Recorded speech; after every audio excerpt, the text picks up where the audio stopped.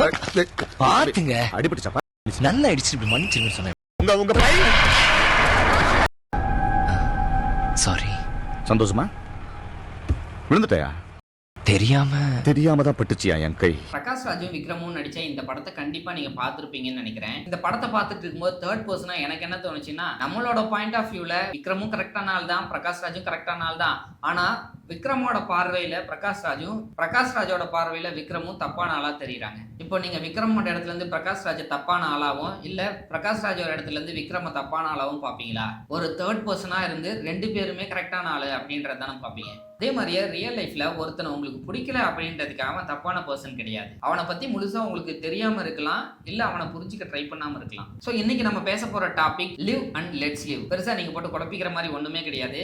தலை சொன்ன மாதிரி வாழு வாழ விடு. அதை நம்ம ஸ்டைல்ல இன்னும் கொஞ்சம் டீட்டெயில்டா பார்த்துடலாம். வாங்க வீடியோக்குள்ள போகலாம். திஸ் இஸ் ரீடை சேனல். நான் உங்க ஜாவகர். ஒரு ரியல் லைஃப் சினாரியோ.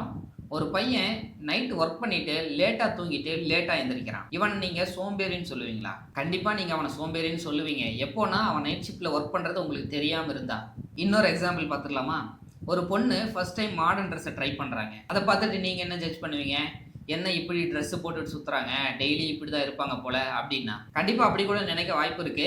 ஏன்னா அவங்க இப்பதான் ஃபர்ஸ்ட் டைம் போட்டிருக்காங்கன்னு உங்களுக்கு தெரியாம இருக்கலாம். யாராவது அவங்கள ஃபோர்ஸ் பண்ணி போட சொல்லியிருக்காங்களான்னு தெரியல. ஸோ இங்க நைட் ஷிஃப்ட் ஒர்க் பண்றவருக்கும் மாடர்ன் ட்ரெஸ் போடுறவங்களுக்கும் அது அவங்களோட லைஃப், அவங்களோட சாய்ஸ். அவங்க என்ன வேணா பண்ணலாம். நமக்கு பிரெயின் இருக்கு, நமக்கு யோசிக்கிறதுக்கு திறமை இருக்குன்றதுக்காக அந்த ஒரு எபிலிட்டியை மற்றவங்கள ஜட்ஜ் பண்றதுக்கு ஈஸியா நம்ம யூஸ் பண்ணிடுறோம். லிவ் ஒன் லெட்ஸ் லிவ், வாழு வாழ விடு அப்படின்னா ஆக்சுவலா என்ன மீனிங்? அதுக்கு சிம்பிளா சொல்லணும்னா, நீ உன் லைஃபை வாழு, மற்றவங்கள அவங்க லைஃபை வாழ விடு. உனக்கு காஃபி பிடிக்கும்னா நீ காஃபி குடி, இன்னொருத்தனை காஃபி குடின்னு சொல்லி ஃபோர்ஸ் பண்ணாத.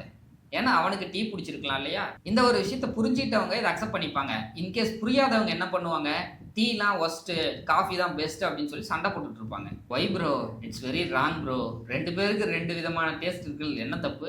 இதே மாதிரியே life style, career, relationship, dressing sense எல்லாமே அவங்களோட பர்சனல் சாய்ஸ் தான். ஆனா இந்த எல்லா விஷயத்திலயும் நம்ம மூக்க நுழைச்சி நம்ம என்ன பண்றோம்? நம்மள மாதிரியே அவங்க இல்ல அப்படின்றத பார்த்து தப்பா பேசுறோம், அவங்கள ஜட்ஜ் பண்றோம், அவங்கள மாற சொல்லி ஃபோர்ஸ் பண்றோம். இது ரொம்ப முக்கியமான பாயிண்ட். ஸோ டிஃப்ரெண்டா இருக்கிறது ஒன்றும் தப்பான விஷயம் கிடையாது. நீங்க ஒரு மீனை பிடிச்சி மரம் சொன்னீங்கன்னா அது ஏறுமா? அங்க ஃபெயில் தான் ஆகும். இன்கேஸ் அது கூட நீங்க போய் ஸ்விம் பண்ணி ஜெயிக்க முடியுமா?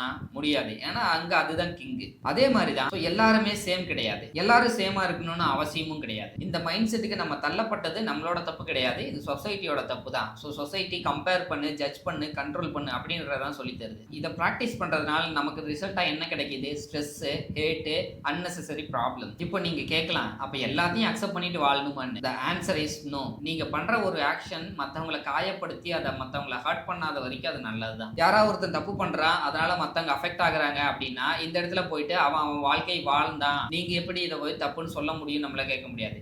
நீ உன்னோட வாழ்க்கை வாழும் போது மற்றவங்களோட வாழ்க்கையை எங்க டிஸ்டர்ப் ஆக கூடாது. அதுதான் நீ மற்றவங்கள வாழ விடுற அப்படின்றதுக்கான மீனிங். அப்போனா இருக்கிற இடம் தெரியாம இருந்துட்டு போயிடலாமான்னு கேக்குறீங்களா? அதுக்கும் ஆன்சர் நோ தான். உங்க லைஃப் ஈஸி ஆகணும்னா இந்த 3 ஹேபிட்ஸை ஸ்டார்ட் பண்ணி பாருங்க. எல்லாரையும் ஜட்ஜ் பண்ண ட்ரை பண்ணாதீங்க, எல்லாரையும் கண்ட்ரோல் பண்ணவும் ட்ரை பண்ணாதீங்க. யாராவது டிஃப்ரெண்டா இருந்தா அதை அக்செப்ட் பண்ணிக்கோங்க. நீங்க மற்றவங்களை கண்ட்ரோல் பண்ண ஸ்டார்ட் பண்ணீங்கன்னா உங்க லைஃப் காம்ப்ளிகேட்டடா தான் மாறும். புரிஞ்சிருக்கும்னு நினைக்கிறேன். அப்புறம் நாளைக்கு பார்க்கலாம்.